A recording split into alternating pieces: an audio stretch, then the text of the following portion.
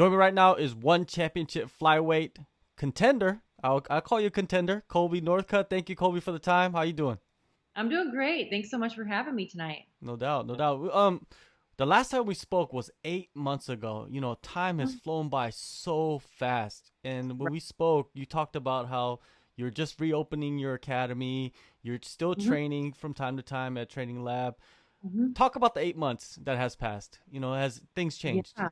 Yeah, a lot has changed actually. COVID kind of, as I've been telling everybody, threw just a big old monkey wrench into everything. I mean, especially California in particular with the restrictions of gyms being closed and open and closed again and wearing masks and all this different kind of stuff. It's kind of been just a day by day basis. And my home gym training lab out of Orange County actually, it was closed for a period of time, but we got things back moving again, and training partners are training. We're having a test every day to train. So naturally, because of COVID being such a kind of like a hotbed in the Los Angeles area in Southern California, people are having to take some precautions. And so they're looking out for their brother, sister, mom and dad, their kids, and trying to take care of their family and keep them safe. So it kind of limits the amount of training partners that I have at home.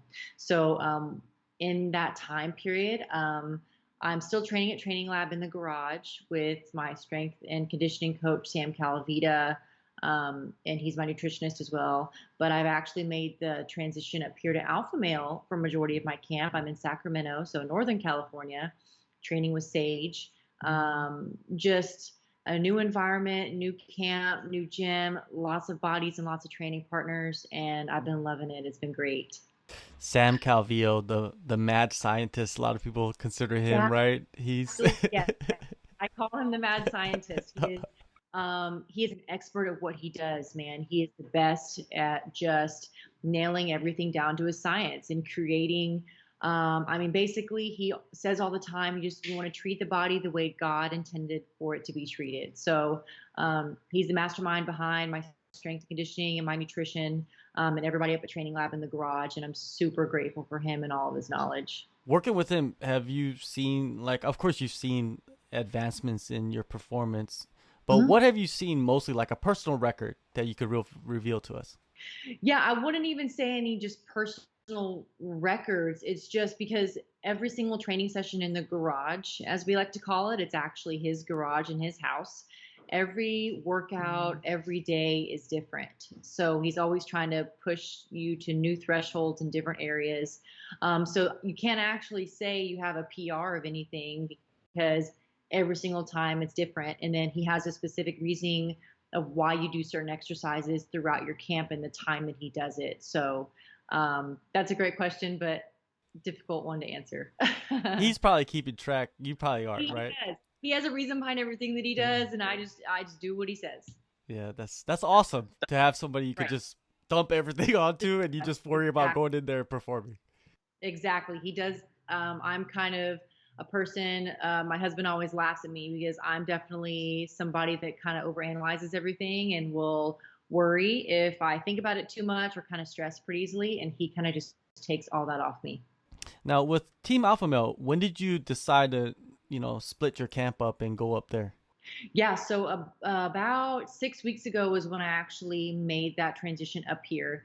And I've been having to travel back and forth, I want to say every other week, but I was here last week too, for a multitude of reasons. My husband and I, we do own a martial arts studio ourselves. So we have our own gym. We teach kids karate. So for that reason, we have to go back every so often to kind of check in and make sure things are running smoothly with our instructors. Otherwise, I would be here majority of the time. And then also I go back to have to make sure I'm at home on the weekends to work in the garage. Obviously, doing those workouts remote are not the same as being there in person. I will definitely say that. But I want to say about 6 weeks ago is when I decided to make that transition for this camp. Are you driving back and forth or are you allowed to fly? Both. I've done both. We've driven a couple times. It's about a 6.5 hour drive. So it does take some time. And then we've flown several times as well. Flying is definitely easier than driving, that's for sure. But, our schedules change so much that sometimes, we may need a ticket, tomorrow, the next day. And that can be a little bit costly. Sometimes renting a car is just easier and cheaper. Yeah, definitely. Now Hmm. with Alpha Male, of course, you got so many bodies in the room. Hmm. Training Lab is a little bit more isolated, right? Not as many people in there, mostly pros. But over there, you got amateurs, pros, all kinds. Who are you working with? Right. Yeah, I've been working with a lot of people. Obviously, Sada's been getting ready for this camp. A lot of just miscellaneous bodies. One training partner specifically, Corey McKenna. She's been awesome, giving me a great look. New UFC fighter. Give me an awesome look. Uriah has been helping myself and Raymond, and then other various athletes in the room. But Corey's been fantastic, and I'll give her a shout out today because she's been extremely helpful throughout this camp. Yeah, Corey's one of the young prospects coming up in the Yes. UFC. I've spoken with her before. A great addition to the camp and a style I Yeah. feel like was going to be helpful for your next opponent. Exactly, size wise and everything too. I mean, she's about the same height as the my opponent that I'll be facing, and has been giving me a really good look. I'm really appreciative of her because she's very detailed and she's a very hard worker and can grind. So, yeah, she's been awesome to train with. Definitely. Now your opponent coming up, Sovannahry Em, 4 wins, all finishes. Mhm. Looking at her tape, what is your breakdown of the skill set? I mean, I feel like anybody looking at her tape and then you look at me, we'd all would have the same assumption. I mean, stylistically, we're the complete opposite. I'm very tall and long and will want to stay on the feet and strike. And so, what do you do to beat that if you have a shorter opponent like Savannah? She's going to want to try to get on the inside and take me down. She just had a fight recently in January with Choi, and Choi was a long, tall striker like myself, and she kind of demonstrated the game plan that I believed that she would do to me. That is take her down, clinch, get on the inside, pressure against the cage, and work the ground and pound. And that's exactly what she did. So I feel like logically, that would be the best move for her to be able to beat somebody like my style. So, I mean, I'm anticipating that, and I'll be ready for it. Well, 6 weeks ago you went to Team Alpha Male, and you did have some great wrestlers at Training Lab, but man, Alpha Male is just filled with wrestlers. They're filled. They're a grindhouse, man. I ultimately the reason for Alpha Male was, like I said earlier, is I needed bodies and I needed training partners, majorly to replicate the opponent that I'm going to be facing. Yeah, you got bantamweight champ Juan Archuleta and Bellator. You got TJ, Mark Munoz is up there training lab. All these guys are fantastic, but they're not a 5'4" female that I need to replicate Savannah. So Alpha Male has a ton of wrestlers and a ton of different bodies, like you said, whether they're pros or amateurs or whoever it be. I can get that look up there. Do you think, a lot of people, like you said, they're going to look at it from the outside and say it's a striker versus a grappler, but Mm-hmm. the work you've done in your wrestling and your grappling, do you think the style that she brings will allow you to just open up more with your striking, which is your highlight part of your skill set? I do. Obviously, I would love for it to be standing and be on the feet. That's where I'm the most comfortable. And then being a taller person, that's like my bread and butter. But I do feel confident on the ground, and I do feel confident in my jiu-jitsu and my wrestling as well. And if it does happen to go there, it all just get to showcase that I am more of a well-rounded fighter than a lot of people think. And I'm not just a striker. So I'm happy with it going either way, as long as I get the W in the finish. That's what the goal is, right? Yeah, definitely. And she's never been to the judges, win or lose. Yeah. She's a girl that goes for it. Never even been to third round. It's super exciting. Aside from stylistically us being so different, which I think those matchups are really fun because it's like who is better at what they do. Am I able to stop what she's good at, and then if it does stay standing, then that's to my benefit. But she's super aggressive. She's very aggressive. She's a go-getter. She's a grinder. And especially as a grappler, I mean, I think those fights are really fun. So it'll be a great matchup. When you see aggressive grapplers running towards a striker that is very well versed in counter striking, it doesn't work out too well, for the Not always, but those type of people that have like, man, that one goal, like horse blinders on, like I gotta Mhm. take her down. They'll eat a punch to go and get a hold of you and take you down. And a lot of times, if your movement's not good enough, the grappler and the wrestler will ultimately control the fight. I think that wrestling is the one piece in MMA that is gives the fighter the biggest advantage and can dictate the fight anywhere it goes. Do you think this fight will go into the deeper waters, so to say, of the third round, and you'll be able to prove more of your skill set in this fight, or do you see yourself just going out there in that first round? You're gonna be going blitzkrieg and just I knock mean, her out. I would like that, obviously. I mean, I would like to get that finish, highlight reel, knockout. That's what everybody wants. But I wouldn't be surprised if it does go into the deep waters. I mean, I feel like one thing that I'm super confident in is my cardio and then my strength and conditioning kind of aspect. I feel like when we have two equal fighters and it's a really good matchup, when one person starts to deteriorate, their technique starts to go down. And so those takedowns become harder and holding me down will become harder. And you have to chase me and try to catch me first because every fight starts standing. So if my cardio is on point and I'm not getting tired, but you are, it's like you're going to be in trouble. Do you prefer the cage or the ring? Oh my gosh, the cage. I mean, it's got its good things and its bad things. I mean, so like my last fight, for instance, I was on the ground a little bit in the ring, and that was a new experience for me. And you don't have the cage to be able to get up. So if I do get taken down, hey, the cage is to my advantage.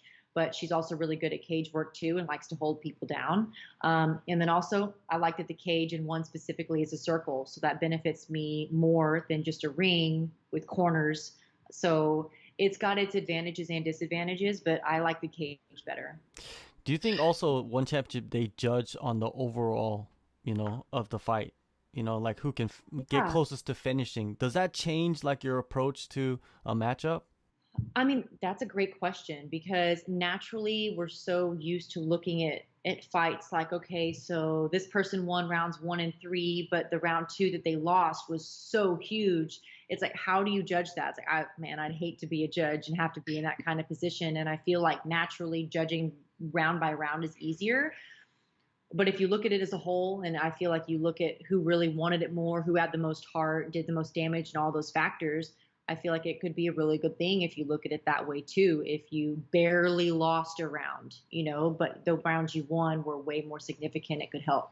You're located in California. She is also located in I believe, Long Beach. It's weird how Yeah. you two live so close next to each other, but then you're flying Yeah. all the way across the world to fight. I was just talking about that with somebody the other day. How funny is it that we're both locally right here? We could drive to each other, but we're having to fly. Funny how things work out.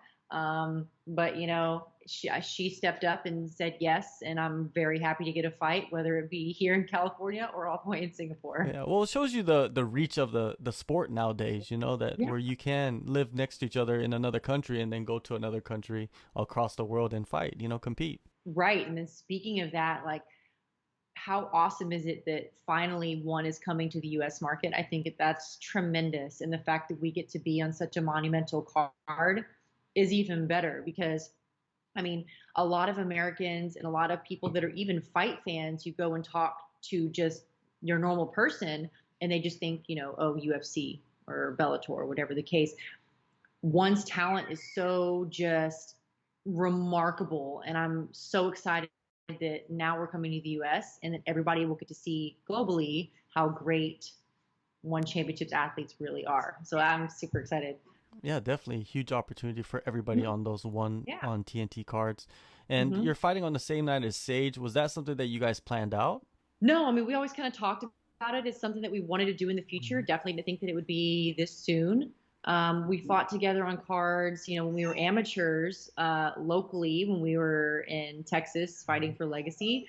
But no, it's really cool. I mean, I guess COVID kind of allowed Sage to heal up a little bit more with his face. So give me 1 second. I'm sorry. I have my brother's dog who's blinded. He's going to keep doing that. Go ahead. Oh, you're gonna whine? Okay, I'll leave it open for him.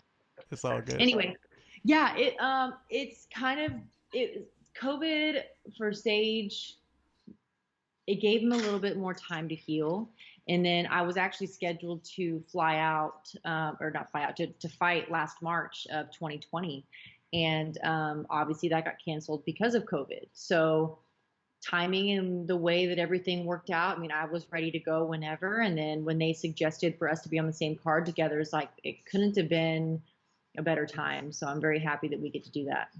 Yeah, with Sage and his recovery and COVID, nobody likes COVID, but man, for him, I feel like it avoided him from rushing back too quickly, you know, because it could happen. Fighters are fighters. They want to fight. Right, right, exactly. No, you're exactly right. It's like I feel like any natural competitor, whether you get injured, have COVID, or whatever the case, is like you want to just like kind of tough it out. And then sometimes that's not always the best thing to do. So, it was a good thing, I feel like. So, I mean, it worked. It all works out the way it's supposed to. Yeah, exactly. And Hmm. yeah, and he's got a huge fight coming up. I'm very excited for him to get that opportunity. Yeah, yeah, One me too. last one last topic. You know, Miesha Tate, she's returning to fighting. You met Mhm. her during your promotional debut. Did you get a chance to kind of speak with her off camera and maybe get some advice from her? No, I wish I did. She's actually somebody that I've looked up to for so many years before I even had my first amateur fight, back when, Strike Force was around before her, Ronda and all that in the UFC. And Misha's been somebody that I've really looked up to um, in the MMA world, male or female. So no, I wish I did. I know that after I fought, there were several other fights, and then things just kind of. It was very very busy that night. I didn't really get to see her all week, but I am so excited that she's coming back, and to hear why she stopped for that amount of time and her reasoning, and then now why the perfect time it is now for her to come back mentally is just great. I think she's going to do amazing. Yeah, and an inspiration to like all the other women out there in the sport too, because she went to the highest levels of the sport and she could have Right, just stopped and said, "Hey, it's over, I'm done." But man, have two right. kids come back, that's an incredible story. Yeah, and I admire that she's saying that she's doing it for herself too, because, a lot of times I feel like I'm not a mom yet, but like, you kind of put everybody's needs before your own. So I'm proud of her for coming back and saying, "Hey, I'm ready to do this," but also that she's doing it for herself. It's like the biggest motivating factor that you need is like you have to want it to be able to do what we do. Yeah, I love the So, passion and you mhm. know, she's going to make the UFC run and Right. maybe Yeah. she'll come back to one and compete there. Who knows what's in the I would future? love that. That would be tremendous. That'd be great. Yeah. I don't know how many more. I know that, obviously she was signed with UFC and is still is signed with UFC when she came to work for one. I'm not sure how many fights she has left on her contract, but if she went over to one, I mean, I think that'd be huge. Maybe you're going to be much more deeper into your career with a lot of Yeah. fights and you'd be like, "Okay, I'll take that fight." Maybe, I don't know. If I'm just that years down the road, I would definitely be open for that. I mean, yeah. she's somebody that I've always looked up to, so to be able to have that opportunity would be huge. All right, April 28th, one on TNT4. Hey, Colbey, man, it's always great catching up with you and good luck and all the best for this year. yeah, thank you so much. It was nice speaking with you again, and I hope everything is doing well for you, and I look forward to speaking to you again soon.